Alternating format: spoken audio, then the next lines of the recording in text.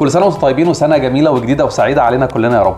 نوعين من المشاعر اللي ما ينفعش ناخدهم معانا من 23 نطلع بيهم على 24. اول نوع هو المشاعر السلبيه، ان انا اخد معايا من 23 مشاعر حزن وندم وقلق وزعل وخصام ومرض وتعب. ما ينفعش اخد كل المشاعر دي اطلع معاها في 2024. نوع تاني كمان من المشاعر الايجابيه ما ينفعش اخدها معايا من 23 واطلع بيها 24، وهي المشاعر الايجابيه اللي حسستني بالاكتفاء، ان انا مكتفي. زي ان انا مثلا كسبت فلوس كتيره في 23 فاريح بقى في 24 شويه، او كسبت كاس في 23 فبلاش بقى العب رياضه في 24، انا خلاص مكتفي بسعادتي بالكاس بتاع 23. او ان انا اخدت شهاده معينه في 23 ومكتفي بالسعاده والراحه ان انا اخدت شهاده، فخلاص اجي في 24 انا مش عايز اي شهادات تاني ومش عايز اذاكر تاني او مش عايز اتعلم حاجه جديده.